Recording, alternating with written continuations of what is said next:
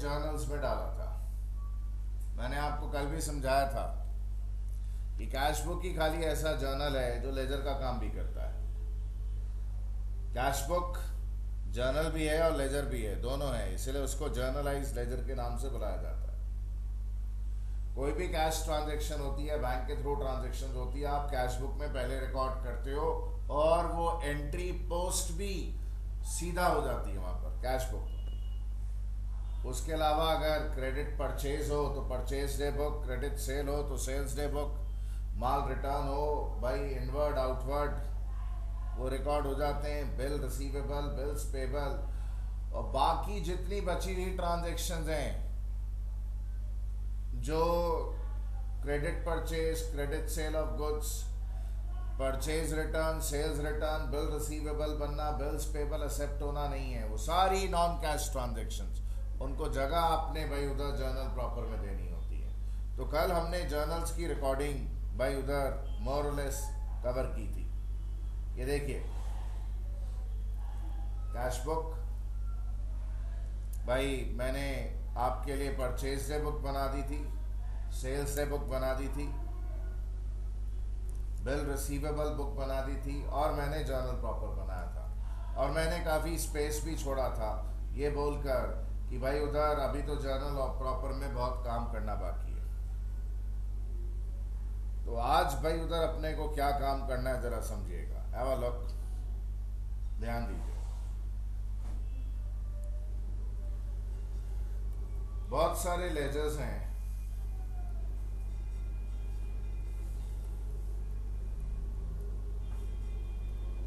General ledger है, देखिए organisation का जनरल लेजर। आपने देखा होगा मैंने एक प्रॉब्लम जानबूझ के ऐसी पिकअप की थी जिसमें सिर्फ मैंने एक महीने में कुछ 10-12 ट्रांजैक्शन की थी। आपको बोला था कि भाई किसी ने बिजनेस इस दिन चालू किया और 1 मार्च को, और उन्होंने डिसाइड किया कि 31 मार्च हमारा क्लोजिंग होगा, तो एक महीने के बाद ही बिजनेस वाइंड अप कर दिया हमने। अब नेक्स्ट ईयर से 12-12 महीने का नॉर्मल भाई पीरियड होगा। ऐसी हमने एक सिंपल सी प्रॉब्लम ले ली थी। तो जनरल लेजर भाई उधर बहुत सारे अकाउंट खोलते हैं। इन सेल्स लेजर जितने भी लोगों को क्रेडिट में माल बेचा होता है, सारी पार्टीज के अकाउंट खुल जाते हैं।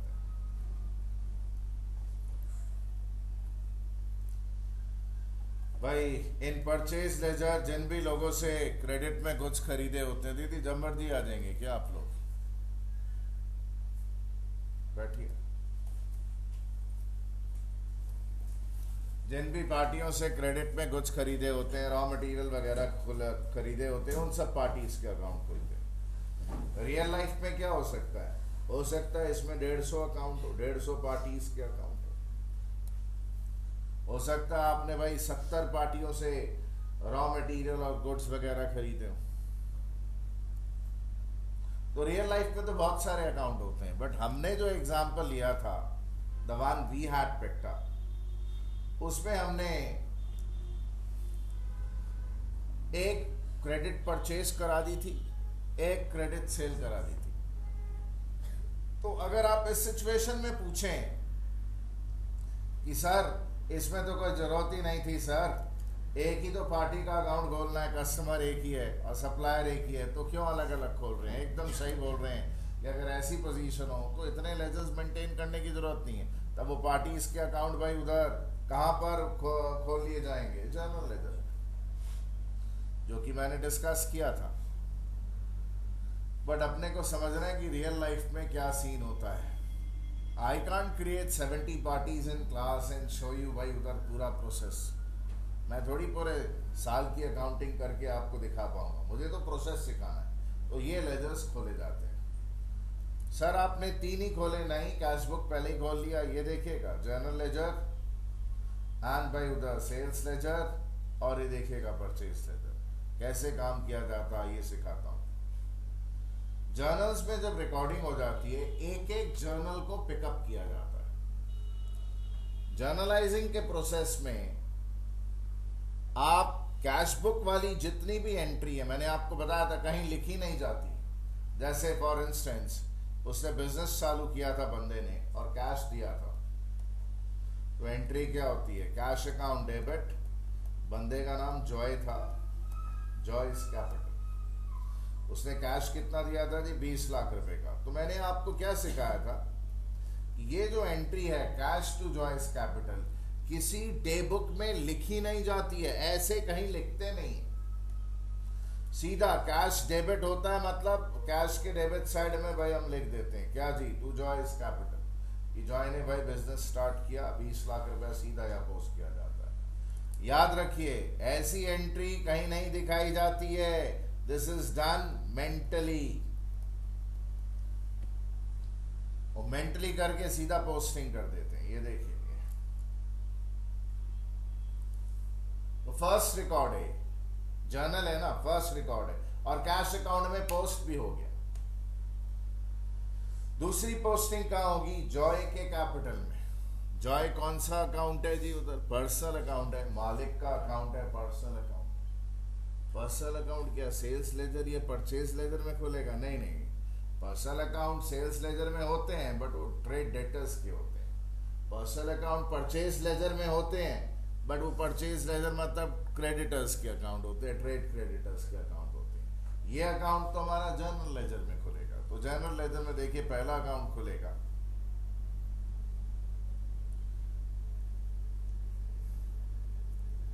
Joyce capital. एंट्री क्या थी जी? हमने मेंटली की थी, cash account debit to Joyce capital. तो जॉयस कैपिटल क्रेडिट होगा। 1 मार्च क्या था? 2012 था ना, बाय कैश कितना? 20 लाख, 20 लाख। सो क्या हुआ? Have a look. सबसे पहले रिकॉर्डिंग यहां पर हुई कैश बुक में, रिकॉर्डिंग हो गई डे बुक में। उसके बाद इसको देखकर, इस अमाउंट को देखकर हम पोस्टिंग कर रहे हैं, वी आर डूइंग पोस्टिंग इस अमाउंट को देखकर। और जॉय का कैपिटल मान लो भाई साहब, ये पेज नंबर 2 पर है, ये आपके लिए लिख रहा हूं, पेज 2 समझाने के लिए। तो जब पोस्टिंग हो जाती है तो यहां पर वो फोलियो नंबर लिख दिया जाता है, पेज 2।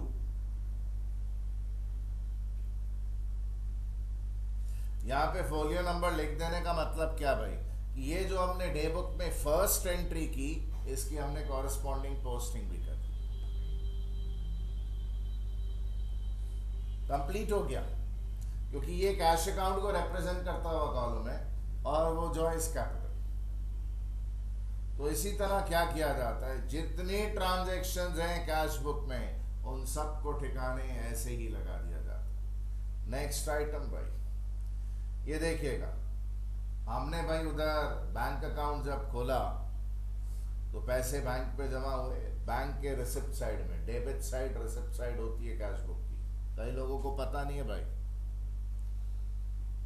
वो रिसिप्ट में दिखाया भाई और कैश से पेमेंट हो गया। ये लेजर फोलियो में कॉन्ट्रा कॉन्ट्रा लिखने का मतलब किसी और लेजर में जाना नहीं है, यही आमने सामने पोस्टिंग कंप्लीट हो गई। You don't have to go to any ledger. Sir हम लोग कल नहीं आया था, थोड़ा और विस्तार से बताइए। भैया जितना नहा सकते हैं अभी उतना ही पुण्य ले लीजिए, बाकी मौका आगे मिलेगा वो संभालेंगे तब। कल हमने देखा कैश बुक बनवा के भाई उधर कई लोगों से बनी नहीं थी कैश बुक, सिंपल सी होने के बावजूद। एनीवे, ये तो भाई पोस्टिंग हो चुकी है, ये 5 लाख और ये 5 लाख, इसको तो भूल ही जाओ, इसका कुछ नहीं करना। नेक्स्ट 17,60,000 बिल रिसीवेबल अकाउंट खोलने की जरूरत है। कहाँ खुलेगा जी बिल्स रिसीवेबल अकाउंट? बोले भाई साहब, जनरल लेजर में खुलेगा। क्योंकि कैश बुक के अलावा तो 3 ही लेजर हैं, एक सेल्स लेजर जिसमें कस्टमर्स के अकाउंट खोलेंगे पार्टीज के, एक परचेज लेजर जिसमें क्रेडिटर्स के अकाउंट खोलेंगे, तो बाकी जितना बचा कुचा कचरा है सब तो जनरल लेजर में जाएगा। बिल रिसीवेबल 17,60,000, ये लीजिए बिल रिसीवेबल। आपको समझाने के लिए बोल रहा हूँ, ये पेज नंबर 40 पे था, ऐसे ही मन से ठोकम ठोक।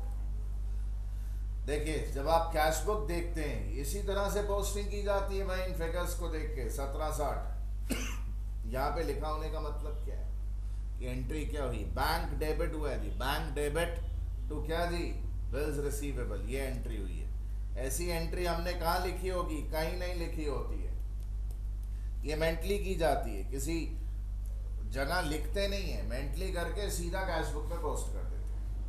ये होने के कारण भाई उधर बैंक डेबिट हो गया कैश बुक में, और बीआर क्रेडिट करना जी, डेट जरा देख लीजिए क्या है, 20 मार्च,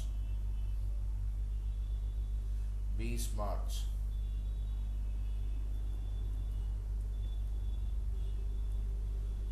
भाई जरा देखिए, bank debit to bills receivable by bank कितना था, 17,60,000, 17.6 lakhs। कोई प्रॉब्लम? पोस्टिंग्स बाई डेबिट वाली सारी आइटम्स की कंप्लीट हो गई। पेज नंबर क्या था जी, 40, फॉलियो नंबर लिख दिया। सो यू शुड अंडरस्टैंड, ये ऐसा नहीं करते हैं, ये हम लोग साथ साथ पोस्टिंग बिठा देते हैं। आप डे बुक में एंट्री कर लीजिए, 7 दिन की ट्रांजेक्शन्स टोटल, 7 दिन के बाद एंड में जाकर भाई यूँ पोस्टिंग कर देते हैं, या 15 दिन की ट्रांजेक्शन यूँ डे बुक में रिकॉर्ड कर लेते हैं, फिर पोस्टिंग कर देते हैं। अगर आप मैनुअली करते हो, अगर आप कंप्यूटर से करते हो तो जैसे ही आप एंट्री खाली करते हो, वो डे बुक में आपका सॉफ्टवेयर रिकॉर्ड कर लेता है डे बुक में, और उसकी पोस्टिंग भी भाई उधर हाथों हाथ कर देता है।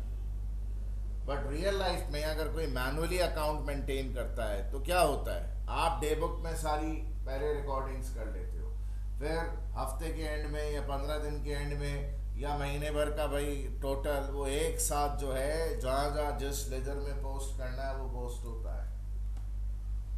अभी देखिए ना, अभी कंप्लीट क्या हुआ, ये तो कॉन्ट्रा एंट्री वाला है, ये तो कहीं लेजर में जाना नहीं है। परचेज, ये देखिएगा भाई उधर 3 लाख का भाई ये कैश परचेज किया, परचेज अकाउंट खुलेगा, परचेज लेजर में नहीं खुलेगा। परचेज लेजर पर्सनल लेजर है, उसमें परचेज अकाउंट नहीं खुलता है, पार्टीज के अकाउंट खुलते हैं। भाई सब कुछ समझ रहे हैं, जगह हुए तो okay. So what we have is a posting तब होगी जब अकाउंट खोलेंगे, ये परचेज अकाउंट है जी। भाई क्या था पेज नंबर से, पेज नंबर भाई 12, ऐसे ही मन से ठोकम ठोक। एंट्री क्या हुई थी भाई उधर, ऐसी एंट्री मैंने आपको बताया था कहाँ लिखी जाती है, कहीं नहीं, सीधा मेंटली करके सीधा कैश बुक में रिकॉर्ड किया जाता है। कितने का परचेज था जी, 3 लाख रुपए का। तो भाई उधर देखिए परचेज के डेबिट में लिखना है, परचेज को डेबिट करना है। डेट क्या थी उसकी, डेट भाई आप लोग क्वेश्चन से सपोर्ट भी नहीं करते, क्या बोले, 5 तारीख थी जी भाई, नहीं 7 तारीख, 7th।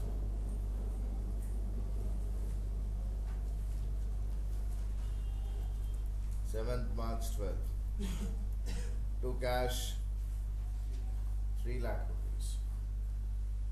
पेज नंबर 12 पर है भाई, पोस्टिंग हो गई पेज 12।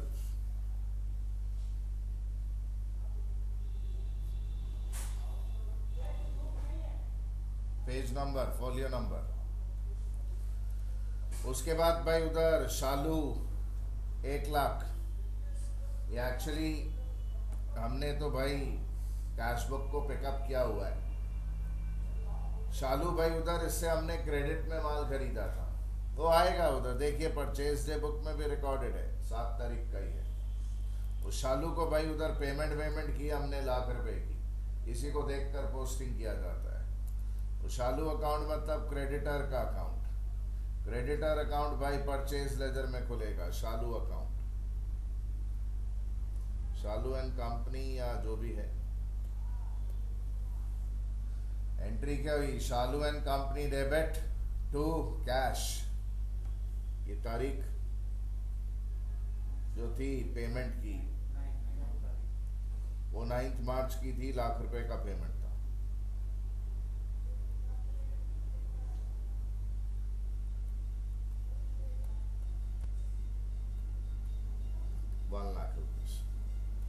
और ये मान लीजिए शालू इसके पेज नंबर 1 पे था, शालू पेज नंबर 1 पे, परचेज लेजर का पेज नंबर 1। एक्सपेंसेस भाई उधर डिटेल्स थी हमारे पास जो हमने बाद में इंट्रोड्यूस की थी। डिटेल्स ऐसी थी, देखिएगा। बोला इसमें से 1.5 लाख का टोटल पेमेंट किया था, जिसमें 30,000 related to purchase of goods. Purchase of goods से रिलेटेड क्या एक्सपेंस होता है? Import duty. माल खरीद के ला रहे हैं विदेश से, तो घर में घुसने के पहले इंपोर्ट ड्यूटी लगेगी। कैरेज इनवर्ड, सर आप अगर इसमें डिटेल पुटअप कर देते of this 30,000 related to purchase of goods, ये ब्रैकेट में आप बोलेंगे तो मैं लिख देता हूं कैरेज का खर्चा है। अगर मैं डिटेल डालता हूं एंड रेस्ट फॉर एडमिनिस्ट्रेटिव और सेलिंग एक्सपेंसेस, तो 1.5 लाख में 30,000 का खर्चा परचेज से रिलेटेड था, बाकी एडमिनिस्ट्रेटिव एंड सेलिंग एक्सपेंसेस थी। तो आपने जब कैश बुक में रिकॉर्ड करना होता ना भाई, तो वहां पे अगर आपके पास डिटेल हो तो डिटेल लिख दी जाती है। जैसे फॉर इंस्टेंस ये यहां पर अगर मैं पुटअप करूं, मैंने तो जानबूझ के पुटअप नहीं किया, I kept it very simple भाई। Carriage inward debit to cash कितना था जी? 30,000 by administrative and selling expenses. मैंने तो बाद में भाई उधर पुटअप किया था आपको कुछ समझाने के लिए, मुझे शौक नहीं है ये करने का। 1,20,000, 1.5 लाख रुपए। तो जब पेमेंट किया होगा तो एंट्री कहाँ पे कहीं लिखी होगी? नहीं, सीधा भाई डे बुक में पोस्टिंग मेंटली करके carriage inward debit to cash, तो भाई by carriage inward. Administrative and selling खर्चे debit to cash by administrative and selling expenses. ये करके भाई हमने सीधा पोस्ट किया होगा, कहीं पे वो एंट्री लिखी नहीं होगी, सीधा कैश बुक में, book of prime entry, original entry. तो अब ये अकाउंट भी भाई उधर जनरल लेजर में जो भी खर्चे हों उनके अकाउंट खोले जाते हैं। जैसे carriage inward account page number 5 पे था, administrative and selling expenses account page 7 पे था। तो भाई तारीख क्या थी इसकी? 25। Carriage inward to cash 0.3 lakhs 25 तारीख, टू कैश 1.2 lakhs। हो गई posting. Page number 5, page number 7, ये लीजिए page 5 and page 7, folio numbers लिखिए। Any problem? उसके बाद भाई कैश बुक, अब ये आप देख रहे हैं महीने भर बाद। अब रियल लाइफ पे क्या होता है, मे बी दिन भर में जो भी कैश की ट्रांजैक्शंस की, दिन के एंड में उसकी पोस्टिंग कंप्लीट करके घर गए, या हो सकता है सैटरडे संडे छुट्टी है तो हफ्ते भर भाई पूरा जर्नल में रिकॉर्डिंग्स करते गए, जो जो डे बुक में रिकॉर्ड करना था, फिर बैठकर भाई एंड में सारी पोस्टिंग्स कंप्लीट कर ली। तो आपने देखा होगा मैंने स्टेप वाइज उसको बताया, पहले मैंने जर्नलाइजिंग बताया, फिर अपन इसकी पोस्टिंग कर रहे हैं, उसके बाद जाके जब साल खत्म होता है तो ट्रायल बैलेंस बनता है। अब जरूरी है क्या कि ट्रायल बैलेंस साल के एंड में बने? नहीं, हर 3-3 महीने बाद ऑर्गेनाइजेशन बना के चेक कर रही है कि सारे डेबिट क्रेडिट्स बराबर है कि नहीं।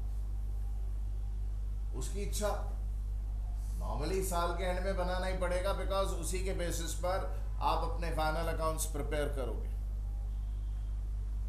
आप समझ रहे हैं मैं क्या बोल रहा हूं? तो ये इसकी पोस्टिंग्स हमने कंप्लीट कर दी। सो इसका बैलेंसिंग वगैरह नहीं करते हैं, स्टेप वाइज है।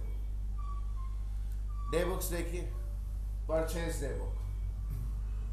अब हफ्ते भर में मान लीजिए आपने 12 पार्टियों से क्रेडिट में परचेजेस की, तो वो आप रिकॉर्ड करते जाइए। उसकी पोस्टिंग भाई उधर हफ्ते के एंड में एक साथ कर दीजिएगा। मान लीजिए एक ही दिन में 15 पार्टियों से क्रेडिट परचेजेस हो, तो फिर दिन के एंड में भाई टोटल्स एक साथ डील करने चाहिए। कैसे करने चाहिए मैं आपको बताता हूँ। यहाँ तो और कुछ है नहीं, हमने सिंपल रखा है। मान लीजिए और भी परचेजेस होती इसमें नहीं है, तो क्या किया जाता, से महीने भर के बाद टोटल कर लिया जाता। हमेशा याद रखिए, ये इंडिविजुअल फिगर्स जो होती है ना, एक एक इकलौती फिगर होती है, वो इकलौती फिगर हमेशा पर्सनल अकाउंट में पोस्ट की जाती है। और जो टोटल्स होते हैं, टोटल्स, वो नॉन पर्सनल अकाउंट में पोस्ट किए जाते हैं। ये देखिए, जब भी आप किसी से माल परचेज करो क्रेडिट में, तो खर्चा है, वो तो खर्चा है, तो परचेज तो डेबिट होगा ही होगा। एक्सपेंस, लॉस या कॉस्ट हो तो डेबिट होता है। और लायबिलिटी बढ़ जाए तो लायबिलिटी का नाम पार्टी है, ऐसी एंट्री करते हैं। ऐसी एंट्री कहां लिखते हैं? कहीं नहीं लिखी जाती, खाली पार्टी का नाम रिकॉर्ड कर लिया जाता है डेबिट में। पोस्टिंग फिर की जाती है। देखिएगा भाई साहब, ये 5 लाख एंट्री, क्या परचेज डेबिट टू क्या जी, शालू एंड कंपनी। तो शालू एंड कंपनी करके अकाउंट खोला जाएगा। कहां खोला जाएगा भाई? उधर it would be opened in purchase ledger, creditors ledger. हमने तो पहले ही खोल दिया, कैश बुक की एक पोस्टिंग करते वक्त खोल दिया था। ये परचेज भाई देखिएगा कौन सी डेट को ही थी। This purchase happened on which date? 7/3/12।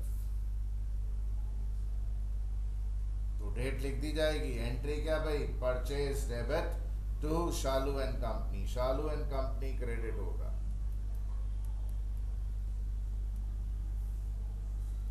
क्या जी? By purchase. कितना था जी उधर? 5 lakhs। ये पोस्टिंग कहां पर किया आपने? एक अमाउंट, इसको देखकर पोस्टिंग, इसको आपने पोस्टिंग पार्टी में की।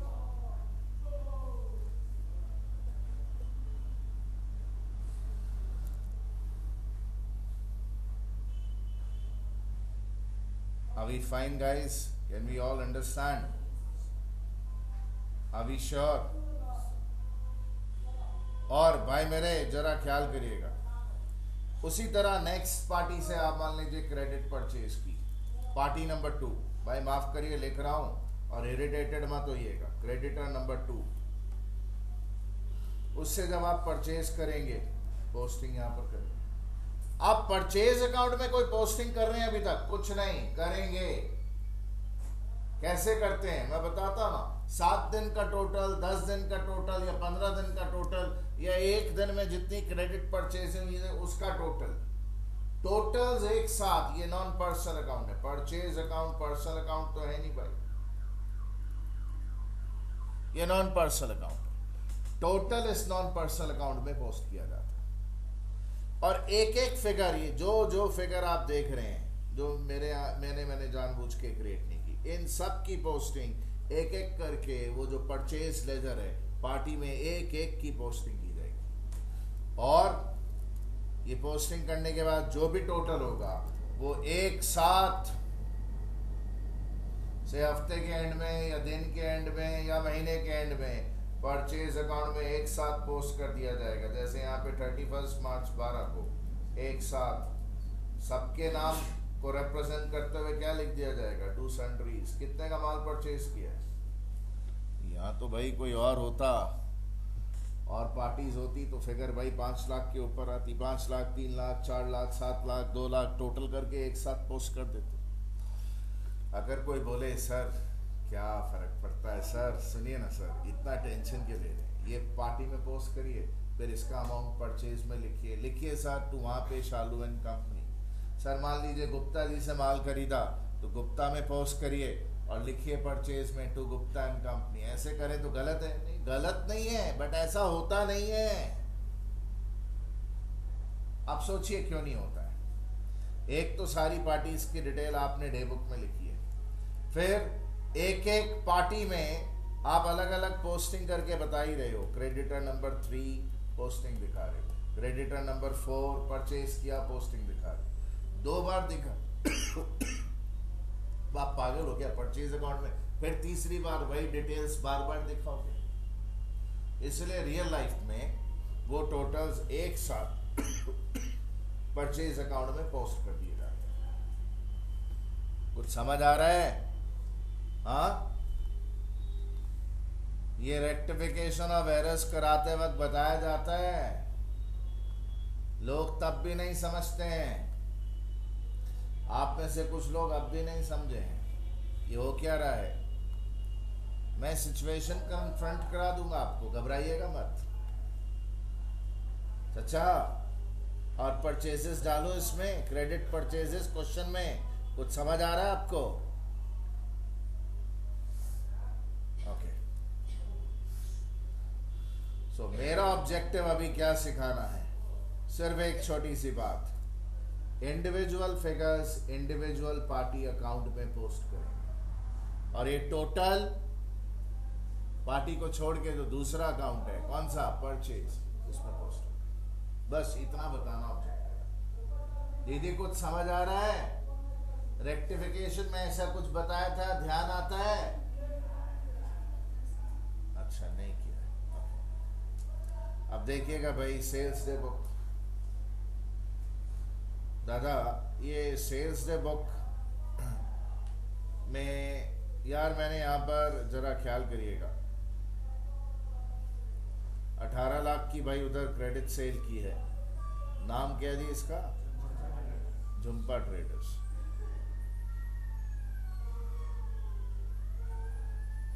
रुक जाइए, झुम्पा ट्रेडर्स।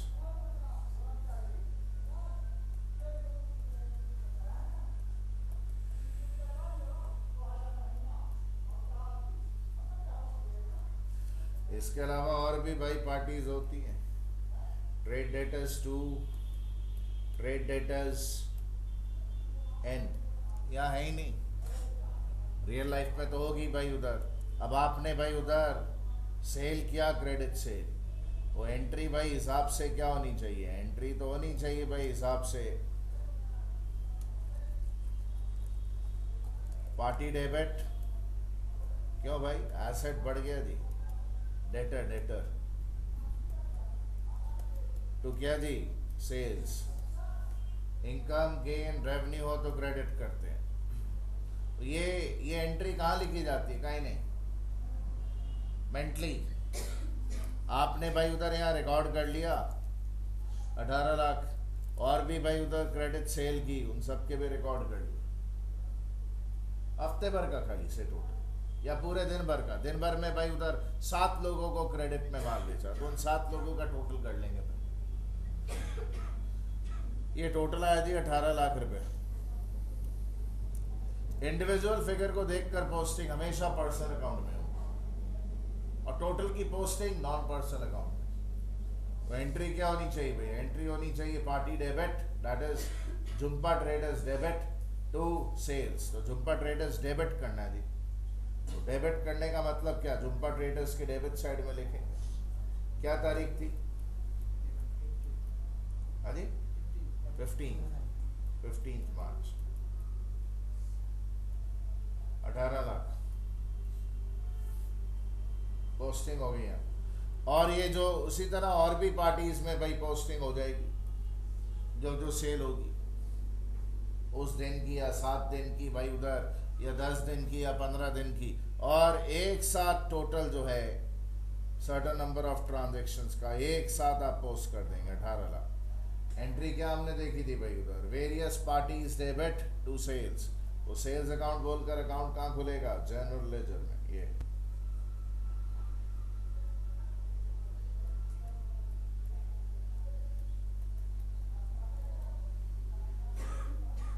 यार ये परचेज तो ऑलरेडी खुला हुआ था, आपने बोला नहीं। मजा ले रहे हैं आप मेरा भाई? ये परचेज खोला हुआ था, दोबारा क्यों खुलवा रहे? टू सन्ड्रीज क्या निकाला था जी? 5 लाख सन्ड्रीज।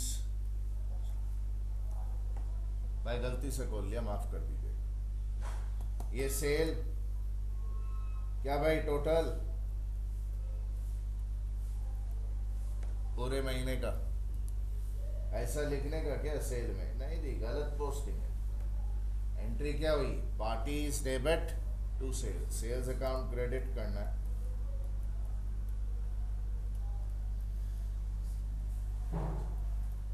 दैट इज कोई प्रॉब्लम? ये देखिए, इस तरह से डे बुक्स की रिकॉर्डिंग हो। और देखिए, और बिल रिसीवेबल बुक 18 लाख रुपए का भाई उधर बिल एक्सेप्ट किया था झुम्पा ट्रेडर्स ने। ये देखिएगा, आपको दिखा रहा हूं दोबारा, अगर आपकी समझदारी थोड़ी कम है। जब क्रेडिट में माल बिकता है ना, तो एसेट जो क्रिएट होता है झुम्पा ट्रेडर्स, और सेल्स हुई तो इनकम गेन रेवेन्यू के लिए ये एंट्री भाई उधर हम पोस्ट भी कर चुके हैं, जहां पे भी करनी थी। फिर हम डिसाइड करते हैं, हम मतलब ऑर्गेनाइजेशन डिसाइड करती है कि भाई उधर सामने वाले से जो पैसा लेना है उसका एक लीगल डॉक्यूमेंट बना लेंगे। सो हम ये जो एसेट है ये गायब कर देते हैं। कौन सा एसेट? झुम्पा ट्रेडर्स। और बदले में एक नया एसेट क्रिएट कर लेते हैं। नाम क्या एसेट का? बिल्स। तो ये वाली जो एंट्री है, ये बिल बनता है उसकी एंट्री, ये कहां लिखी कहां जाती है? कहीं नहीं, खाली recording by bill receivable book में कर दी जाती है। नाम लिख दिया जाता है कि बिल भाई अगर क्रिएट किया तो भाई उधर पैसा किससे लेना? हमने झुम्पा ट्रेडर से लेना है, ये यहां पे रिकॉर्ड कर दिया जाता है। उसके बाद और भी जो बिल बने होते हैं और उनका टोटल, एक एक फिगर को देखकर पोस्टिंग हमेशा कहां होगी? पार्टी के अकाउंट। और टोटल की पोस्टिंग कहां होगी? Non party account. So bill बनता है तो एंट्री क्या होती है? बिल बनता है तो एंट्री होती है bills receivable debit to party, मतलब पार्टी के अकाउंट में भाई उधर अपने को क्रेडिट करना है, पार्टी क्रेडिट होगी। बिल रिसीवेबल टू पार्टी, तो पार्टी भाई उधर वो कहां पर खोलेंगे? भाई ये तो वो पार्टी है जिससे हमने पैसा लेना है। पैसा लेना हमारा डेटर है, वो झुम्पा ट्रेडर। ये जो भाई उधर बिल बना, इसकी जो डेट थी वो हमने लिखी है, देखिए 20 मार्च 2012।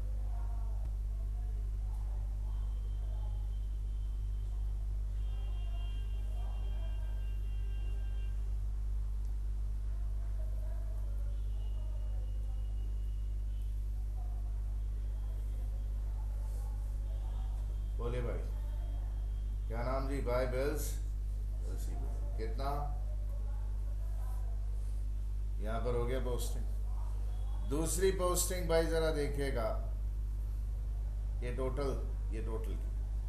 उसी तरह और भी पार्टीज होंगी, उनमें भी पोस्टिंग हो जाएगी बिल्स रिसीवेबल अकाउंट को लेकर। इसकी पोस्टिंग कहां पर होगी भाई? उधर इसकी पोस्टिंग होगी आपके bill receivable account, bill receivable debit to जो भी हो, सन्ड्रीज करके लिखा जाएगा। बहुत सारे आइटम्स का टोटल होगा। बिल रिसीवेबल अकाउंट भाई कहाँ खोलता है? जर्नल लेजर में। भाई टोटल एक साथ पोस्ट होता है।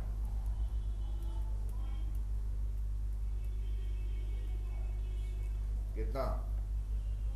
18 लाख। देखिए ये डे बुक का काम तमाम हो गया। ये बाकी है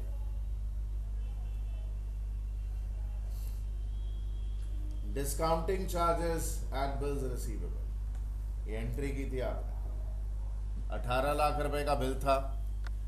बैंक को अप्रोच किया हमने और अप्रोच करके बोला भाई पैसे तो बहुत देर बाद मिलेंगे, तू अभी दे दे। तो बैंक ने बोला अभी दूंगा तो 17,60,000 ही दूंगा। तो 40,000 बैंक ने काट लिया, तो हमारा खर्चा हो गया भाई। लॉजिक सिंपल है, आपको टाइम के पहले अगर पैसे चाहिए तो कुछ सेक्रीफाइस करिए, तो वो खर्चा हो गया आपका भाई, खर्चा 40,000 डेबिट, और कौन सा एसेट कम हो गया, कौन से एसेट से कट गया, वो बिल्स रिसीवेबल्स। तो डिस्काउंटिंग चार्जेस बोलकर अकाउंट कहाँ खुलेगा भाई?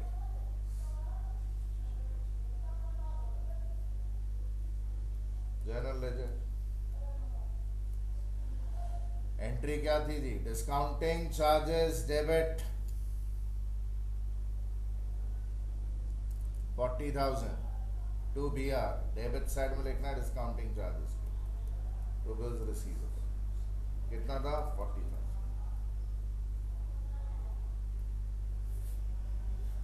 और डेट क्या थी जी? डेट आप तो बोलेंगे नहीं, इसलिए मैं खुद ही लिख लेता हूँ, 20 मार्च।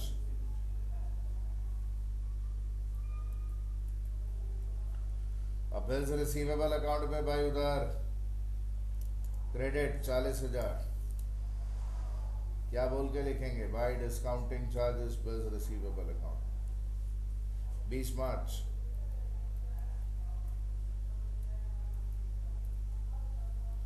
चार्जेस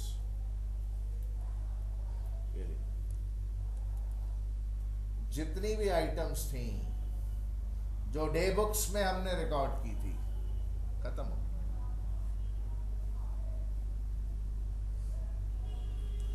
जितनी भी आइटम्स जो डे बुक्स में थी उन सब की पोस्टिंग खत्म हो गई। सो अकाउंट्स में सेकंड प्रोसेस होता है। तो पहला प्रोसेस है डे बुक्स में लिख लेना,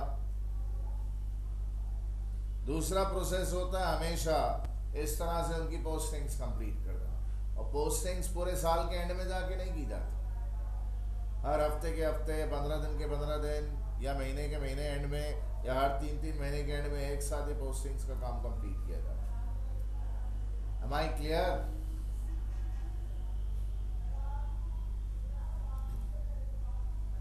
तो अकॉर्डिंगली देखिए काम आगे क्या किया जाना होता है।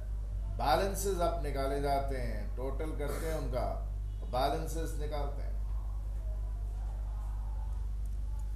20 लाख है जी कैश में, डेबिट में 5, 3, 8 और ये 1.5, 9.5, 20 लाख रिसिप्ट है और पेमेंट कितनी है जी? 9.5 लाख की। तो बाकी बच गया कितना जी? 10.5 लाख। 31 मार्च 12, balance carried down. Debit total ज्यादा हो तो बैलेंस को डेबिट बैलेंस बोलते हैं। तो अच्छा कुछ समझ रहे हैं? आपको पता है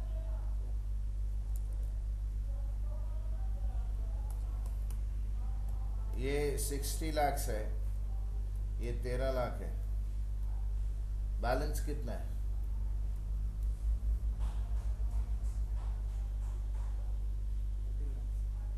हाँ? डेबिट में 60 लाख लिखा, क्रेडिट में 13 लाख लिखा, बैलेंस कितना है?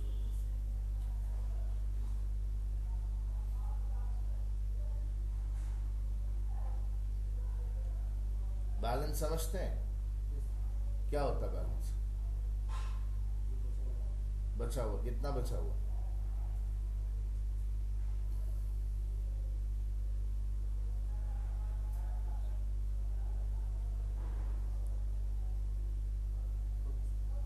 तो 47 लाख को क्या बोलेंगे? Debit balance, credit balance?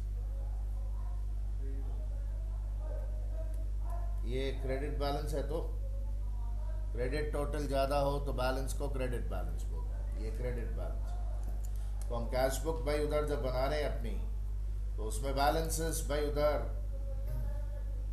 निकल कर आए भाई, जरा देखिएगा। 20 माइनस 9.5, ये जो 10.5 लाख रुपए आप देख रहे हैं, that is a debit balance.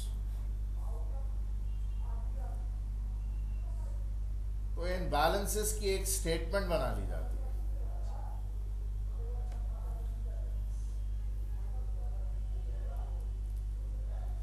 which is called trial balance. Trial balance कोई बहुत ग्रेट काम नहीं करता है, बट वो बेसिक लेवल पे खाली चेकिंग कर लेता है कि जो डेबिट्स और क्रेडिट्स हैं, जो पोस्टिंग्स वगैरह हैं, उनको करते वक्त हमने किसी तरह की भूल तो नहीं कर दी। तो कुछ तरह के जो एरर्स होते हैं वो ट्रायल बैलेंस कुछ तरह के डिटेक्ट कर पाता है। आपने भाई अगर ये पोस्टिंग्स वगैरह का जो आपने प्रोसेस देखा, हो सकता करते वक्त भूल करते हैं तो पकड़ में आ जाता है। बट ट्रायल बैलेंस रामबाण नहीं है, सारी बीमारियों का इलाज नहीं है। सारे एरर्स को डिटेक्ट करने की काबिलियत ट्रायल बैलेंस में नहीं है। It can not detect all errors. बहुत सारे एरर्स होते हैं जो आप ट्रायल बना भी लेंगे फिर भी भाई उधर रहेंगे और आप ट्रायल बैलेंस बनाने के बावजूद भी पकड़ नहीं पाएंगे। उनके बारे में हम आगे बात करेंगे। ट्रायल बैलेंस एज ऑन 31 मार्च 2012 सारे अकाउंट्स के बैलेंसेस की लिस्ट होती है। ये देखिएगा, कैश अकाउंट बैलेंस था जी 10,50,000।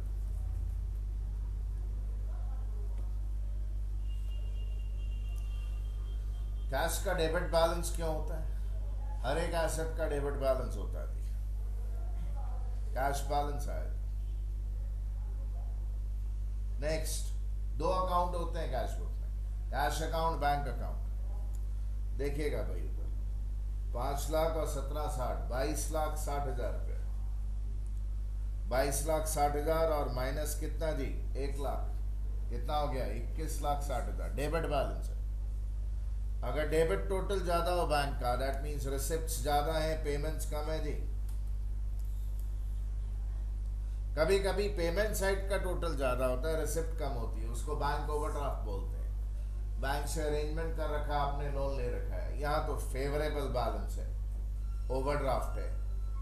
22,60,000 माइनस 1, 21,60,000।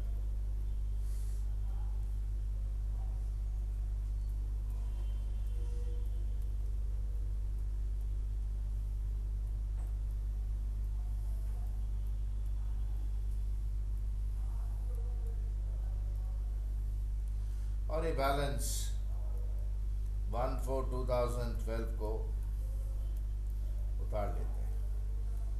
10,50,000 और 21,60,000। ये 21,60 का बैंक का डेबिट बैलेंस, ये ट्रायल में भाई निकल कर आ गया। जरा कंपोनेंट्स देखिएगा, कैश बुक से आइए, फिर देखिएगा जर्नल लेजर से बैलेंसेस आए।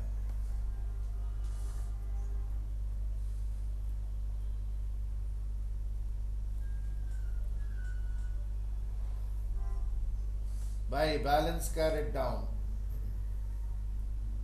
20 lakh. Credit balance Joyce capital.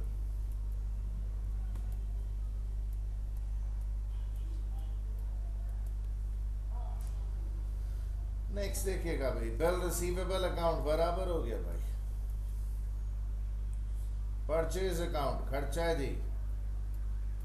ये सब बैलेंसेस कौन सी डेट को निकल रहे हैं? 31 मार्च को 8 लाख।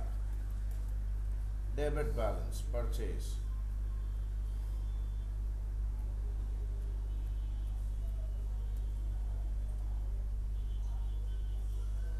कैरेज एंड वर्थ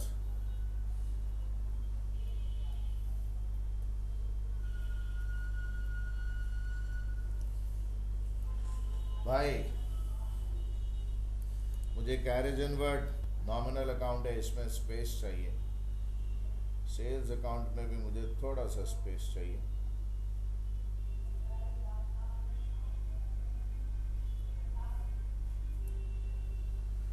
भाई बैलेंस कैरेट डाउन कितना जी? 30। तारीख क्या भाई? 31 मार्च। 30,000 का बैलेंस कैरेज इनवर्ट। ये simply carriage,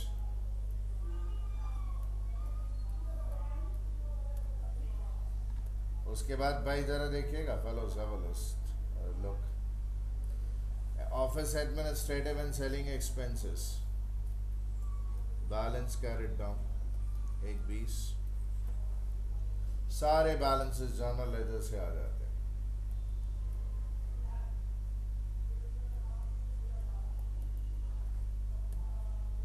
$1,20,000।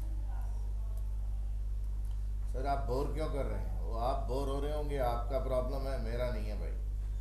Discounting charges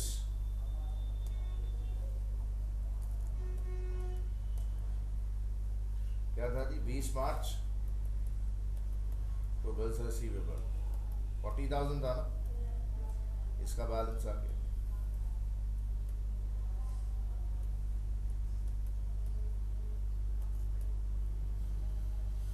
discounting charges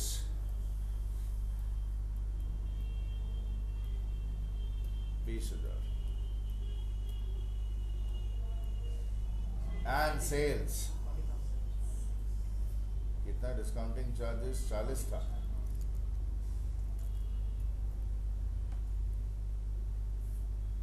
sales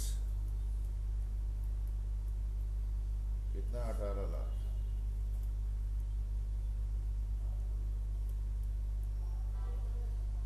You have to understand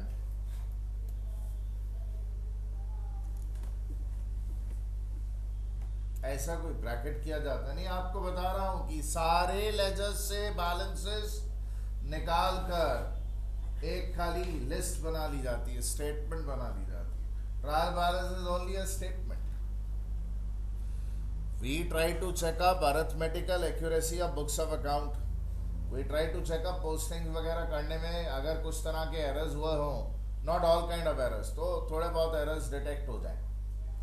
उसके बाद किया क्या जाता है, ये प्रोसेस समझना जरूरी है। एक लिस्ट ऑफ बाय डेटर्स बना ली जाती है। मैं अब आपको कुछ समझाना चाहता हूं। देखिए, मेरे इस क्वेश्चन में ऐसी कोई लिस्ट बनने का सीन नहीं, बट मुझे क्या सिखाना है, ये देखिए, मान लीजिए मेरा सेल्स लेजर है। दादा ध्यान दीजिएगा। अब लोग झुंपा ट्रेडर्स में क्या बैलेंस है? नील।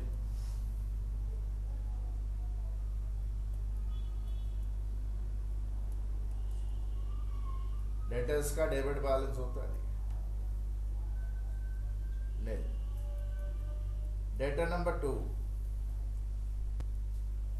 एक डेटा 2 था भाई, ये जो इस क्वेश्चन में नहीं, इसके हमने अभी 4.5 लाख रुपया लेना है, तो 4.5 लाख रुपया लिख लिया जाए। डेटा नंबर 3, इसमें भी बैलेंस नहीं था। डेटर 4, इससे 6 लाख लेना था। डेटर 5, ऐसे ही मन से बोल रहा हूं, इस क्वेश्चन में तो एक ही डेटर है और वो भी नील है, क्योंकि उसने बिल एक एक्सेप्ट कर लिया। इससे भाई 7,20,000 लेना है। ऐसे लिस्ट बनाई जाती है। कभी कभी क्या होता है, किसी किसी डेटर में, से डेटर नंबर 7, डेबिट बैलेंस नहीं होके क्रेडिट बैलेंस होता है। सर वो कैसे? आपने एक डेटर को माल बेचा 15 लाख रुपए का, एंट्री क्या? Debtor debit to sales 15 lakh. आपने उससे पेमेंट मांगा, पेमेंट आपने उससे मांगा तो उसने भाई आपको पेमेंट कर दिया 15 लाख रुपए का। चलो पैसे भी आ गए।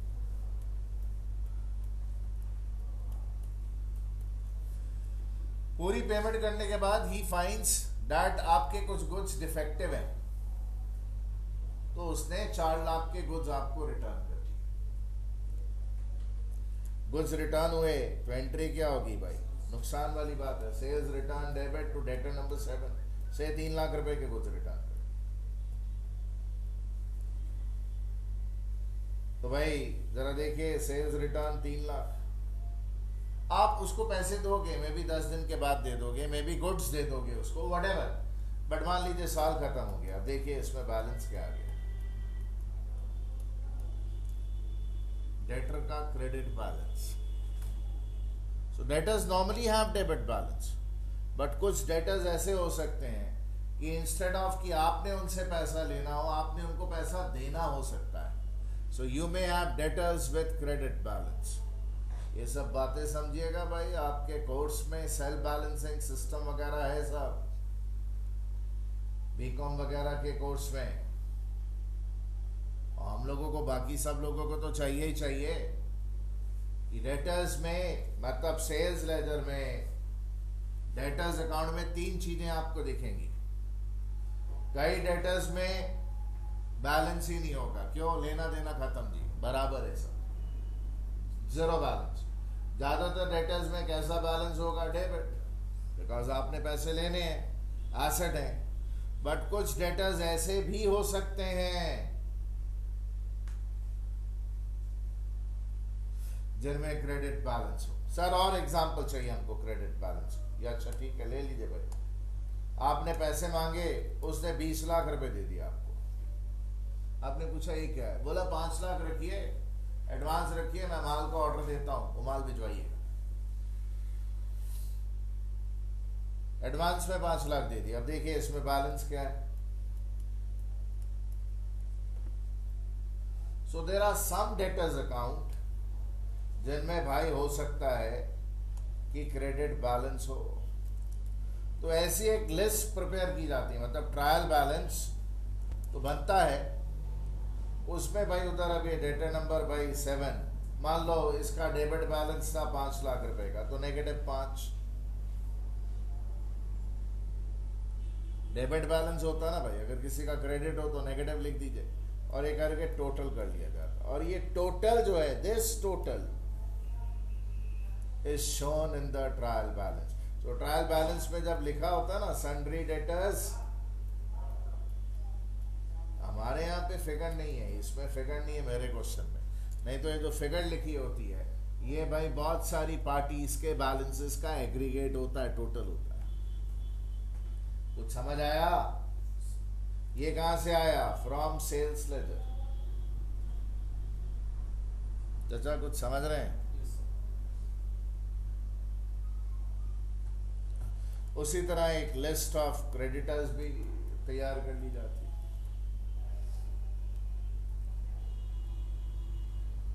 जो आपके ट्रेड क्रेडिटर्स होते हैं, ट्रेड क्रेडिटर 1, ट्रेड क्रेडिटर 2, यहाँ पे भाई उधर मेरे ख्याल से शालू एंड कंपनी है भाई। ट्रेड क्रेडिटर 1 क्रेडिट बैलेंस था भाई से 15 लाख का, ऐसे ही मन से बोल 25 लाख रुपए का। शालू एंड कंपनी 18 लाख रुपए। वही ट्रेड क्रेडिटर का डेबिट बैलेंस हो तो क्या जी, नेगेटिव लिख दिया अगर कोई हो किसी का। तो इस तरह ये इसकी भी लिस्ट तैयार कर ली जाती है। हमारे यहाँ पे कोई लफड़ा नहीं है, हमारे यहाँ पे तो भाई और कोई है ही नहीं भाई। उधर खाली एक ही बैलेंस निकला भाई, बैलेंस कैरेट डाउन कितना जी?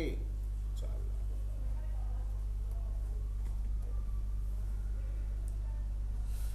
तो ये लिस्ट बनाई जाती है, शालू एंड कंपनी 4 लाख, बाकी और है नहीं। होता तो लिखते और टोटल कर देते। अभी कूल गाइस, 5 लाख का भाई माल खरीदा था, लाख रुपए की पेमेंट तो हमने करी दी उसको। सन्ड्री क्रेडिटर्स, वैसे मुझे कुछ और भी बताना आपको। सन्ड्री क्रेडिटर में नॉर्मली क्या किया जाता है? अगर कोई चाहे तो कुछ क्रेडिटर्स जो जर्नल लेजर में है वो भी इस लिस्ट में इंक्लूड किए जा सकते हैं। बट छोड़िए वो सब बातें, बाद में करें तो बढ़िया होगा। बट ये हो गया जी, दिस इज डन। ये लीजिए सन्ड्री क्रेडिटर्स। ये तो 4 लेजर से आप में से कुछ अगर बीकॉम के लोग बेचारे अगर अपना सर फोड़ रहे हैं कि हाँ ये हमको क्या करा रहा है, तो अबे ढक्कन, बेस बिल्ड कर रहा हूं सेल्फ बैलेंसिंग और सेक्शनल बैलेंसिंग का।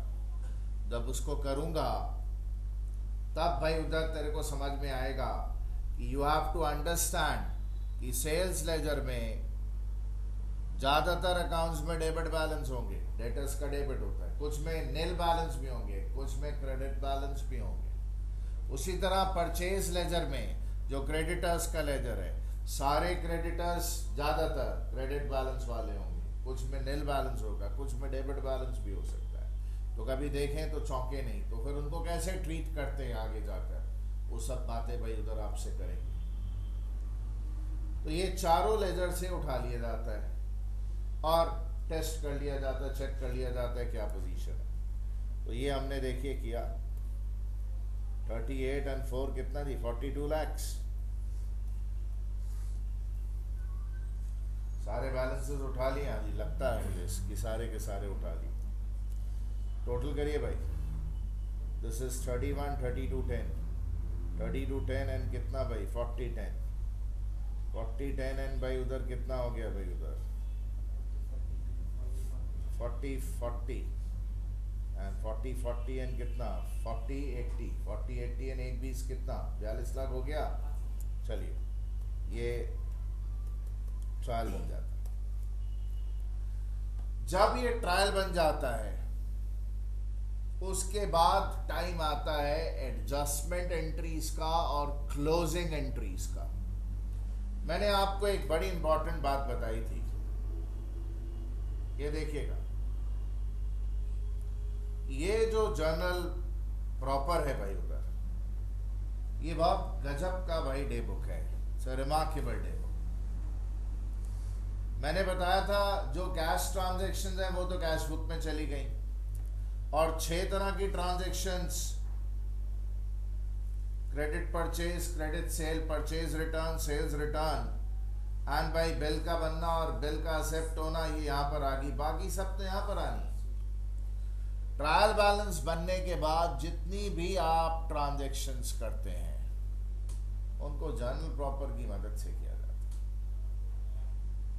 जैसे आइए मैं आपको नजारा दिखाता हूं, ये देखिए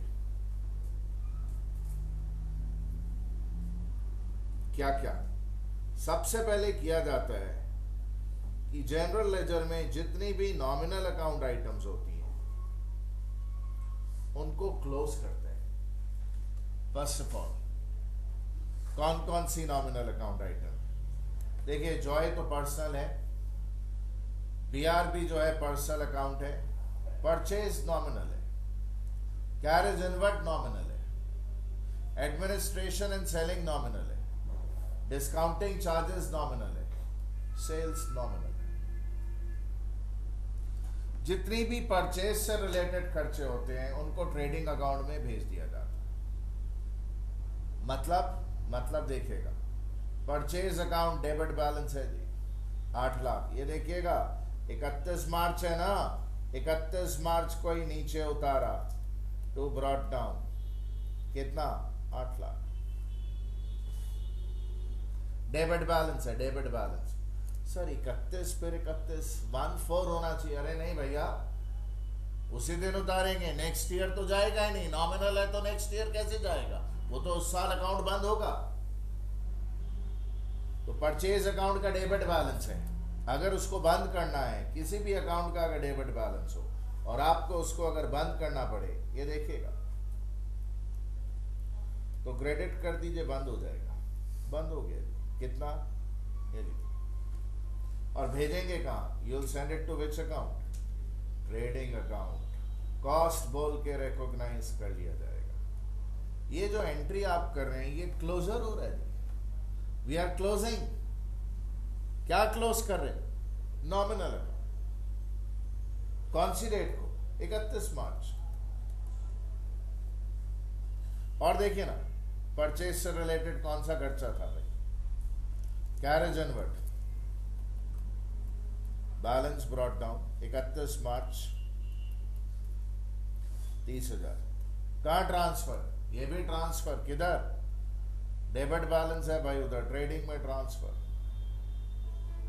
टू, ये तो जगह तो है भाई, टू कैरेज इनवर्ट,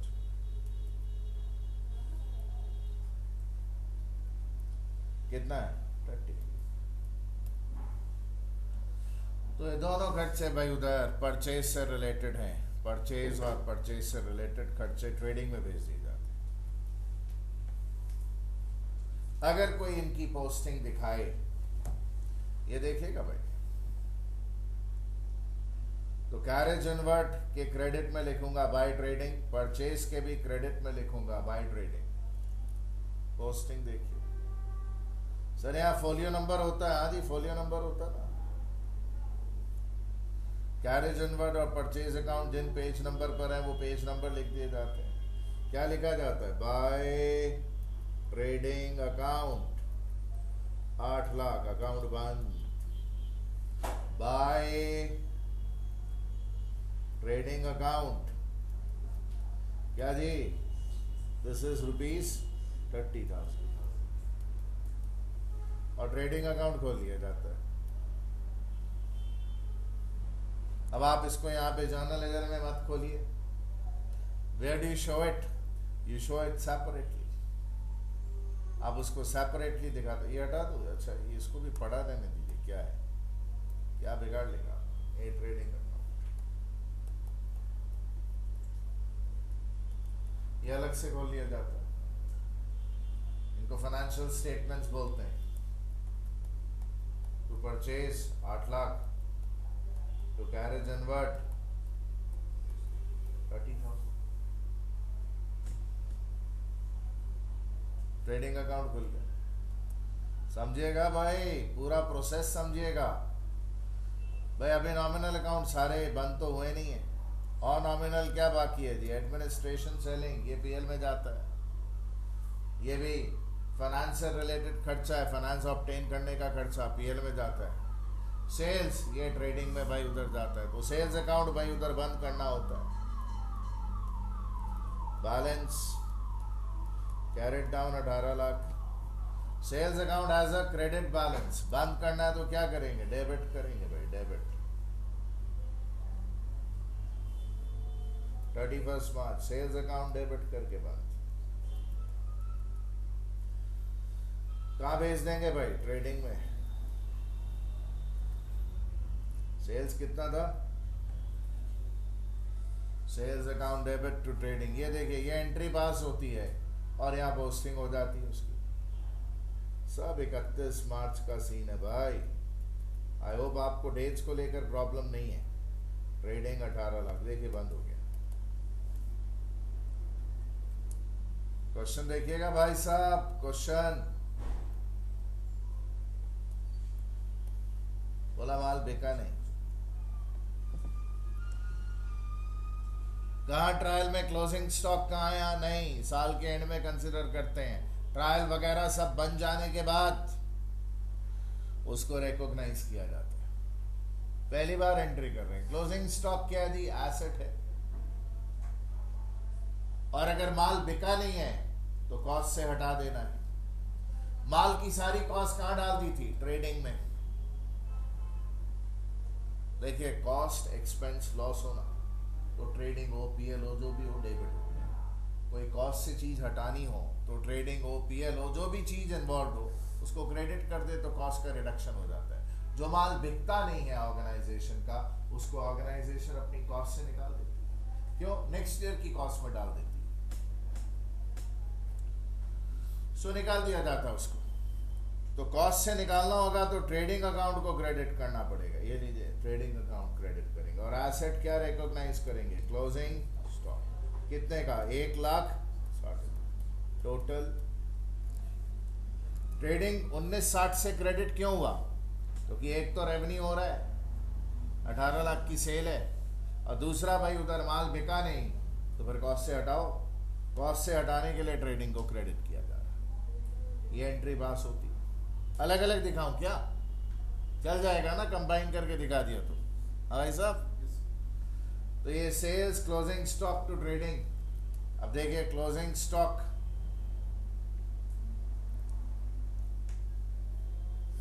और सेल्स पोस्टिंग दिखा रहे।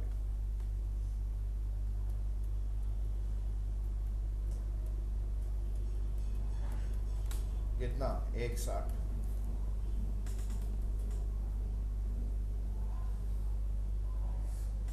भैया समझ रहे हैं? फिर क्या होता है भाई? और कोई ट्रेडिंग की आइटम नहीं है। 1960 माइनस 830, ये जो डिफरेंस है क्रेडिट टोटल ज्यादा है।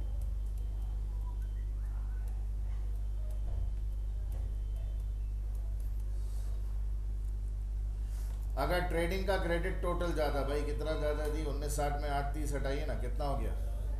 11। 1130 का क्रेडिट बैलेंस है ट्रेडिंग का। ट्रेडिंग का क्रेडिट बैलेंस है और बंद करना है तो क्या करेंगे भाई? डेबिट करेंगे तो बंद होगा। ये लीजिए, ट्रेडिंग डेबिट बंद हो गया जी 1130। और ये क्लोजर लॉजिक है, क्लोजर। और कहाँ भेज दिया भाई? उधर इसको पीएल में, जो फायदा होता है वो पीएल में भेज दो। इसी को ग्रॉस प्रॉफिट बोलते हैं। इसकी एंट्री यूं पास की जाती है जर्नल प्रॉफिट, यूं लिखी जाती है, फिर उसकी पोस्टिंग होती है लाइक दिस। लिखा जाता है भाई to profit and loss account. To GPCD नहीं लिखा जाता है, to profit and loss account लिखते हैं। हाँ, डैश दे के भले आप लिख दीजिए जीपी कैरेट डाउन 1130। पीएल बना लिया जाता है भाई, इसके साथ नहीं बनाए तो ये लीजिए प्रॉफिट एंड लॉस अकाउंट, उसमें उसकी पोस्टिंग कर दी जाती है by trading account. GP brought down 1130। भाई कुछ समझ रहे हैं या खाली मैं समझ रहा हूं? आप भी समझ पा रहे हैं, बहुत अच्छी बात है भाई। जरा ध्यान दें। अब लोग अभी भी सारे अकाउंट बंद नहीं हुए। एडमिनिस्ट्रेटिव सेलिंग डिस्काउंटिंग चार्जेस खुला हुआ है, इनको बंद किया जाता है। Brought down, brought down. Debit balance है दोनों के, एक में 120 का बैलेंस है, दूसरे में 40,000 का बैलेंस है। डेबिट बैलेंस, किसी भी अकाउंट में डेबिट बैलेंस हो, बंद करना हो तो क्रेडिट कर दीजिए। क्या था जी? एडमिनिस्ट्रेटिव एंड सेलिंग एक्सपेंसेस बंद, क्रेडिट कर दीजिए डिस्काउंटिंग चार्जेस बंद 40,000। अब बंद करके भेजते कहां पर है?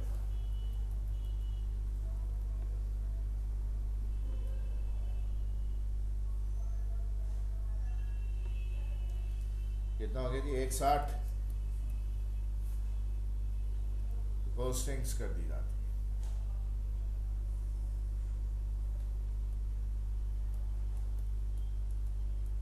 बंद हो गया, बंद हो गया। देखिए कौन से अकाउंट बंद नहीं हुए दादा, देखिएगा ये जॉय का कैपिटल बंद नहीं हुआ। उसके अलावा बाकी नॉमिनल अकाउंट से बीआर पर्सनल था, चलिए, बट वो बंद हो गया। देखिए पर्सनल अकाउंट बंद नहीं होते हैं कहीं, रियल अकाउंट कहीं होते हैं, प्लांट मशीनरी वगैरह वगैरह वगैरह जो भी है वो बंद नहीं होते, उनमें बैलेंस रह जाता है। बट नॉमिनल अकाउंट सारे ट्रेडिंग, पीएल या मैन्युफैक्चरिंग में ट्रांसफर होकर ही बंद हो जाते हैं। Is the picture clear?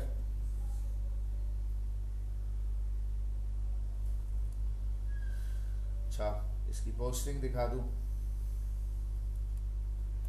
To discounting charges 40, to administrative and selling expenses 120।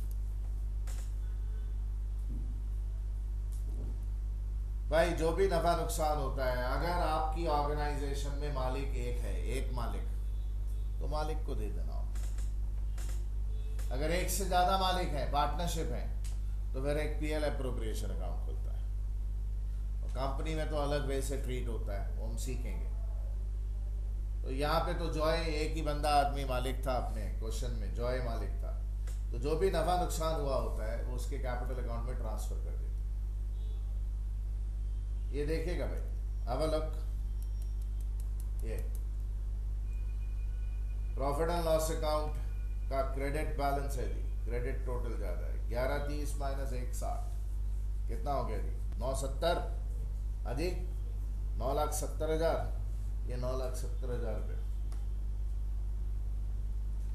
970 जो है भाई उधर, कैसे बंद करेंगे? पीएल का क्रेडिट टोटल ज़्यादा है, बंद करना हो तो पीएल को क्या करेंगे भाई? डेबिट। और जिसको देना है वो लायबिलिटी बढ़ गई जी। नाम क्या जी? जॉइस।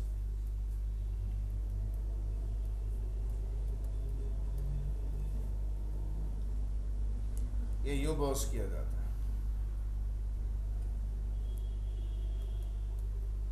तो जॉइस कैपिटल डैश दे के लिख दिया जाता है नेट प्रॉफिट ट्रांसफर्ड।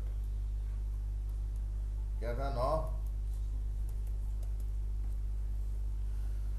अगर आप इसकी पोस्टिंग इसमें इनकॉर्पोरेट कर दें, इसी में इसमें डाल दें अगर, तो बैलेंस भाई उधर 29.7 हो जाएगा।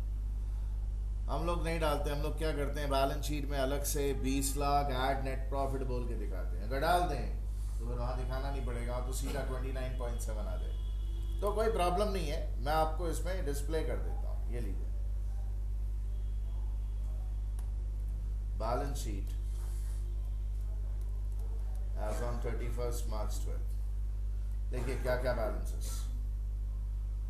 कैपिटल मैंने छेड़छाड़ नहीं की, 20 लाख, इसीलिए अभी अभी जो एंट्री की वो जोड़ के दिखानी पड़ेगी।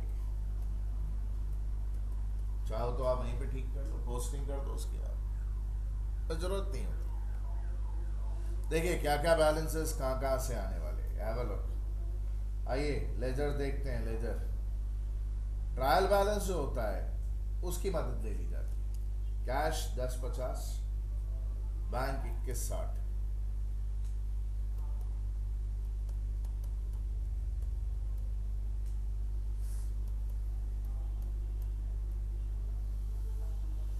ट्रायल की मदद। जॉइस कैपिटल ले लिया हमने, परचेज नॉमिनल अकाउंट था, बंद हो गया। कैरेज एनवर्ड नॉमिनल अकाउंट है, बैलेंस शीट में नहीं आता है। एडमिनिस्ट्रेटिव सेलिंग बैलेंस शीट में नहीं आता है क्योंकि नॉमिनल है। डिस्काउंटिंग चार्जेस नॉमिनल है, बैलेंस शीट में नहीं आता है। सेल्स बैलेंस शीट में नहीं आता है क्योंकि नॉमिनल है। सन्ड्री डेटर्स आता है बट कोई बैलेंस नहीं है। सन्ड्री क्रेडिटर्स कितना जी? 4 लाख।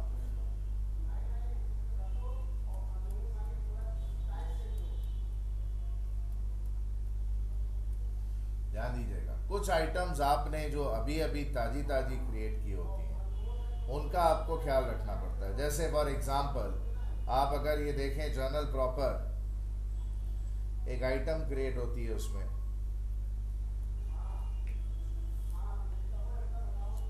क्लोजिंग स्टॉक कितने का जी? 1,60,000। ये एक एसेट बोलकर भाई आपके बैलेंस शीट में दिखने लगता है, जो ट्रायल में नहीं होता है जी। कितना था? 1 लाख।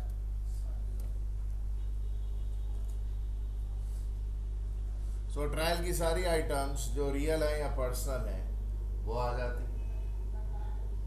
एडजस्टमेंट आइटम एक ही थी हमारे क्वेश्चन में, तो एक ही थी एडजस्टमेंट आइटम, वो आ जाती है। एडजस्टमेंट आइटम्स का ख्याल रखना पड़ता है, और कोई एडजस्टमेंट नहीं हुई, बाकी सब तो क्लोजर की एंट्रीज थी, बराबर हो जाता भाई। इसको भाई उधर जरा टोटल करिए, कितना हो गया? 33 पॉइंट, इधर देखिए तो 33.7 हो गया।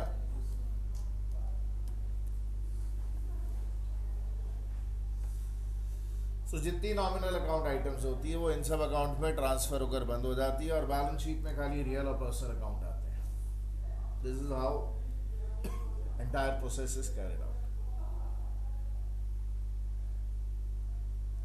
ठीक,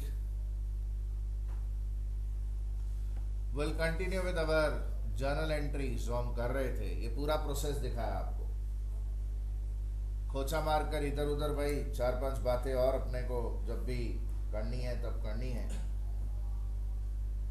अरे इसको मैंने क्यों क्या खोलने जाते हैं।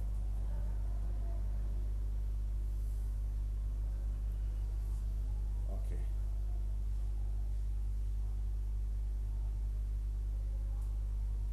तो स्किल सीख रहे थे हम।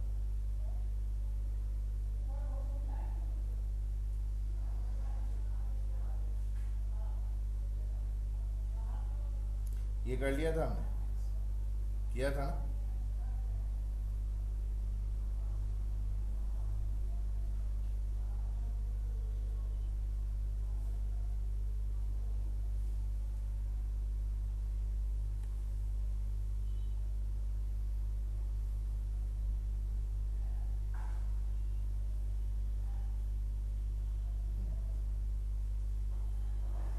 Yes,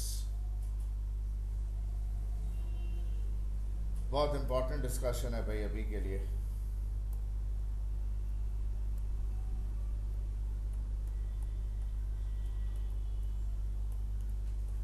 creation of provisions.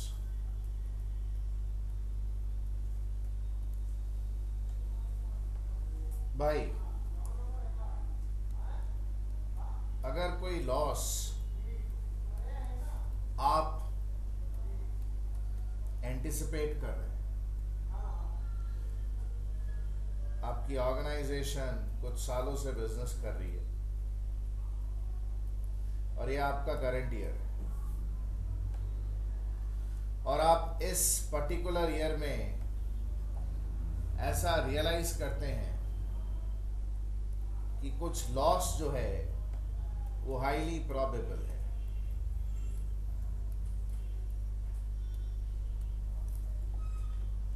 एक लॉस होने के भाई चांसेस हैं, हुआ नहीं है बट होने वाला है, इसकी बहुत हाई प्रोबेबिलिटी आपको दिख रही है। या आपको भाई दिखता है कि कोई लायबिलिटी आपको मीट आउट करनी पड़ेगी, कोई लॉस झेलना पड़ेगा या कोई लायबिलिटी से जूझना पड़ेगा। तो ऑर्गेनाइजेशन अगर ये बोले कि नहीं भाई, हम जब लॉस होगा या लायबिलिटी इंकर होगी तब देखेंगे, तो भाई अप्रोच जो है गलत होगी। क्योंकि अगर आपको दिख रहा है कि कोई तकलीफ आने वाली है और उसके बारे में आप सर्टेन हैं, तो आपको भाई उधर अपने जो भी प्रॉफिट अर्निंग है उसको रिड्यूस करना जरूरी है। क्योंकि जब लगभग निश्चित है कि वो लॉस होगा तो आप ज्यादा प्रॉफिट कैसे दिखा सकते हैं? इस चीज को बोलते हैं कि फूक फूक के कदम रखने वाली बात, कंजर्वेटिव अप्रोच होने की बात भाई उधर हम कर रहे होते हैं। तो कोई भी ऑर्गेनाइजेशन अगर उसको लॉस बहुत हाई प्रोबेबिलिटी के साथ दिखते हैं तो लॉसेस को तुरंत रिकॉग्नाइज कर लेती है। हालांकि वो लॉसेस अभी हुए नहीं है बट लगभग निश्चित है। अब लगभग निश्चित है तो कोई आंखें खुली रख के मक्खी नहीं निकलता है भाई। आप ये बोलो कि लॉस होगा, बोला छोड़ना, कैसे छोड़? उसको तुरंत रिकॉग्नाइज करना पड़ता है, उसकी तैयारी करनी पड़ती है। तो आप जब भी भाई किसी लॉस से जूझने के लिए तैयारी करते हो, आपके प्रॉफिट्स कम हो जाते हैं। सो आप जो मर्जी प्रोविजन क्रिएट कर लो, प्रोविजन मतलब तैयारी करना, आप जो मर्जी प्रोविजन क्रिएट कर लो, पीएल हमेशा डेबिट होता है। बिकॉज चोट आपके प्रॉफिट्स को लगती है। प्रॉफिट रिड्यूस कर दिया, एक्चुअली लॉस अभी हुआ नहीं है बट फिर भी प्रॉफिट रिड्यूस कर दिया। और रिड्यूस करके भाई उधर क्या किया, एक लायबिलिटी रिकॉग्नाइज कर ली। लायबिलिटी बढ़ जाती है ऑर्गेनाइजेशन की कि हाँ भाई ये प्रोविजन फॉर जो भी लॉस है वो क्रिएट कर। अब ये लायबिलिटी क्यों मानी जाती है? मान लीजिए वो लॉस नहीं होता है, इट डज नॉट ऑकर। आप तो भाई मान के चल रहे थे लॉस होगा, हाई प्रोबेबिलिटी थी। अगर वो लॉस नहीं होता है तो फ्यूचर में भाई उधर एंट्री को रिवर्स करने का भी भाई इंतजाम रहता है। प्रोविजन फॉर जो भी लॉस है तो प्रॉफिट बढ़वा दीजिए, ऐसा भी स्कोप रहता है। मैं आपको सिर्फ इतना समझा रहा हूं कि उसको लायबिलिटी बोलकर इसलिए रिकॉग्नाइज करती है ऑर्गेनाइजेशन कि लॉस हुआ तो ठीक है, ये अकाउंट भाई उधर गायब हो जाएगा। फिर अगर नहीं हुआ तो गायब करके वापस अपना प्रॉफिट इन्फ्लेट कर लीजिएगा, इंक्रीज कर लीजिएगा। आप समझ रहे हैं मैं क्या बोल रहा हूं? हाजी। तो प्रोविजंस जब भी आप क्रिएट करेंगे हमेशा एंट्री यही हो, प्रॉफिट रिड्यूस करिए और जो भी प्रोविजन क्रिएट कर रहे उसको लायबिलिटी बोल के रिकॉग्नाइज करिए। Is it fine? Provision creation और रिजर्व क्रिएशन में थोड़ा फर्क है।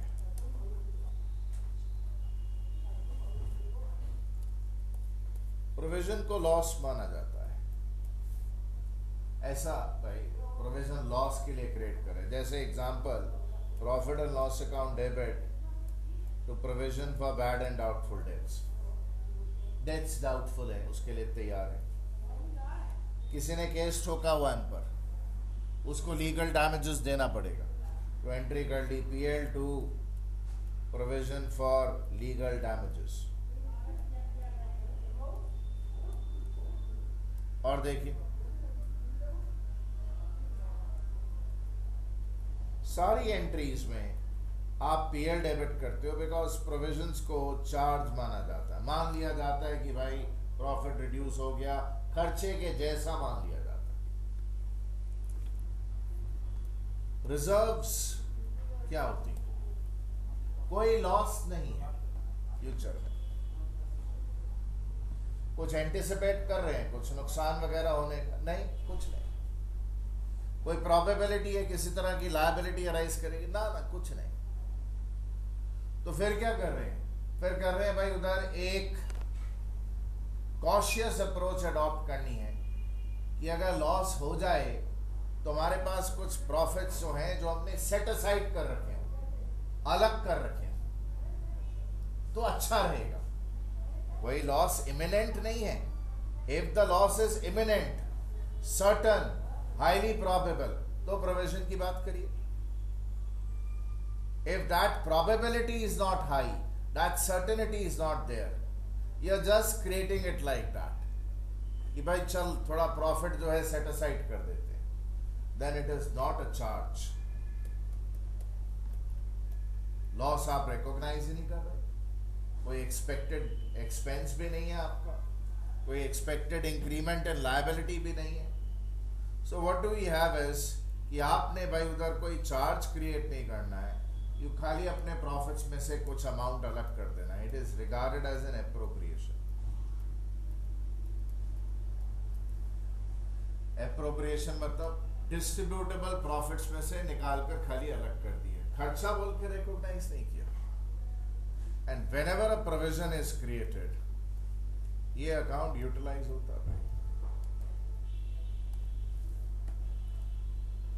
PL appropriation, appropriate implies distribution, apportionment, giving portion of profit.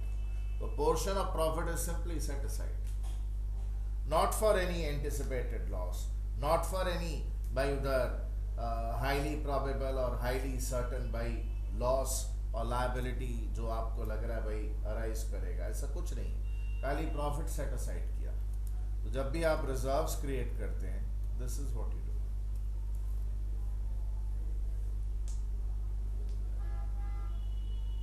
Fine? Okay, I want you to read a bit of stuff here.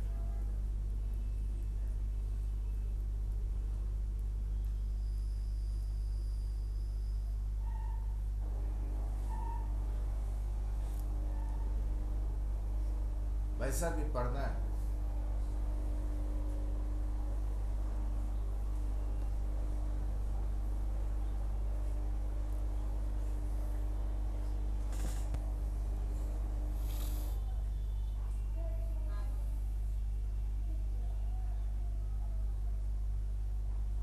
जो बोला वही बात है। सेट है जी?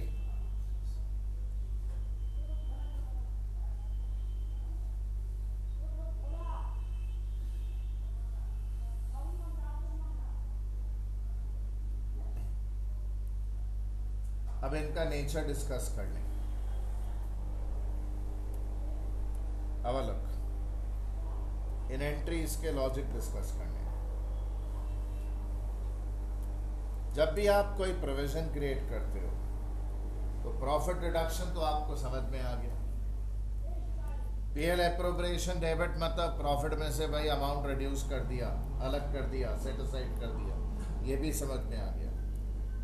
ये जो अकाउंट है पीबीडीडी अकाउंट या प्रोविजन फॉर लीगल डैमेजेस, ये सब कैसे अकाउंट है?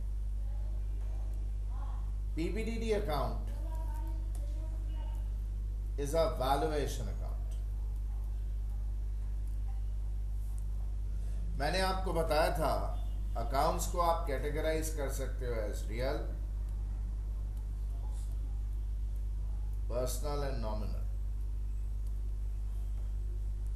मैंने बताया था there is a fourth category of account which is only related to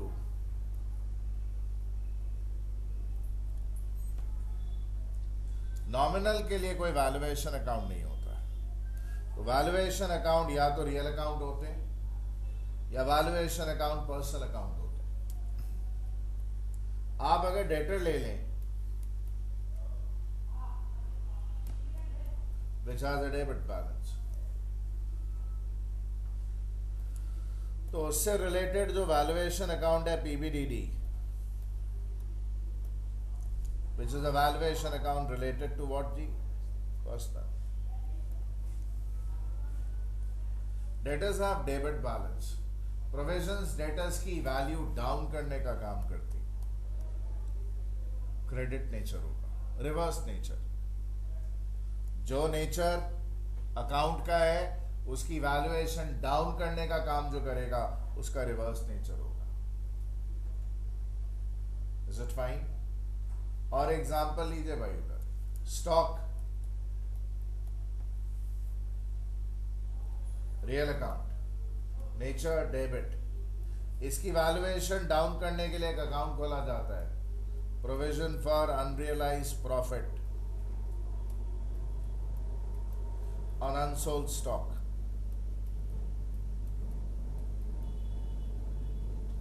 कई लोग ये यूज करते हैं, कई लोग टर्म यूज करते हैं स्टॉक रिजर्व। इसका काम भी यही है कि स्टॉक की जो भाई उधर ज्यादा वैल्यू है उसको रिड्यूस कर दिया जाए। उसका नेचर भी भाई उधर उसके उल्टा होता है, क्रेडिट। तो जो एंट्री होती है आपकी पीएल टू पीबीडीडी या पीएल टू एनीथिंग, वो नॉर्मली क्या होता है, वो जो क्रेडिट वाली आइटम होती है वो क्रेडिट दो कारणों से हो सकता है। या तो कोई लायबिलिटी इंक्रीज हो रही है ऑर्गेनाइजेशन की, कभी भी ऑर्गेनाइजेशन की लायबिलिटी बढ़े तो अकाउंट क्रेडिट कर देते हैं, या फिर किसी एसेट की रिडक्शन का काम करेगा वो अकाउंट। तो सिंस किसी एसेट की रिडक्शन का काम करने वाला है इसलिए उसका क्रेडिट नेचर होता है। सो आपको सिर्फ मैं इतना बताना चाहता हूं कि पीएल डेबिट का लॉजिक तो ये है कि प्रॉफिट भाई आपने रिड्यूस कर दिया। वो क्रेडिट के लॉजिक दो होते हैं, या तो ऑर्गेनाइजेशन की किसी तरह की लायबिलिटी बढ़ रही होती है, या तो उसके एसेट्स जिनका डेबिट नेचर होता है उनकी वैल्यूएशन डाउन करने के लिए आपको रिवर्स लॉजिक यूज करना होता है, इसलिए उनका क्रेडिट नेचर होता है। कभी भी आप कोई रिजर्व क्रिएट करो तो उसका लॉजिक क्या होता है कि भाई आपने कुछ प्रॉफिट में से अमाउंट यूज कर लिया। Profit always has a credit nature. आप अगर उसको यूज करेंगे, खर्चा नहीं हुआ, यूज करेंगे तो भाई वो डेबिट हो जाएगा। और प्रॉफिट आपने यूज करके एक सेपरेट अकाउंट में डाल दिया, दैट इज प्रॉफिट सेपरेटेड, अलग कर दिया। अलग तो कर दिया, कोई लायबिलिटी तो है नहीं, कोई लॉस तो है नहीं, अलग कर दिया। इसीलिए आप देखते हैं पार्टनरशिप अकाउंटिंग करते वक्त या कुछ करते वक्त कि अगर भाई रिजर्व्स का बैलेंस हो, उनका कोई यूटिलाइजेशन अगर नहीं हुआ हो तो पार्टनर्स में बांट देते हैं। तो जितनी भी आप रिजर्व्स क्रिएट करते हैं उस पर हक ओनर्स का है, मालिकों का है। तो होता क्या है कि अगर आप प्रॉफिट रिड्यूस करते हो, यूज कर लेते हो, और अमाउंट सेपरेट कर देते हो तो भी मालिकों के प्रति लायबिलिटी है। ये रिजर्व्स के जो क्रेडिट आप देखते हैं ये इसलिए है कि भाई ऑर्गेनाइजेशन की ड्यूटी है, रिस्पॉन्सिबिलिटी है, लायबिलिटी है कि अमाउंट अगर ये यूज नहीं हुए तो किसको देना है इन अमाउंट्स को? मालिकों को। सो रिजर्व के क्रेडिट का लॉजिक ये होता है कि मालिकों को देना है। This is what I want you to understand. ठीक, कल मैं आपसे कुछ बेसिक काम कराऊंगा, छोटी मोटी हिसाब उधर, कुछ अकाउंटिंग इधर उधर स्किल्स जो डेवलप कराऊंगा, क्योंकि मैं आपको बोला आई टेक 2-3 days, और कल मैं कुछ आपके अकाउंटिंग बेस्ड स्किल्स उन पर और काम करने वाला हूँ, बियॉन्ड ये जो भी हमने किया। कल फिर मिलेंगे भाई। आज फिर लोग, आज तो मैं भी, मेरा वो स्टार्टअप लेट हो गया, बट 10-11 तक भाई आप में से कई लोग नहीं पहुंचे थे। कोशिश करके टाइम पर पहुंच जाइए। सी यू टुमारो। Thank you.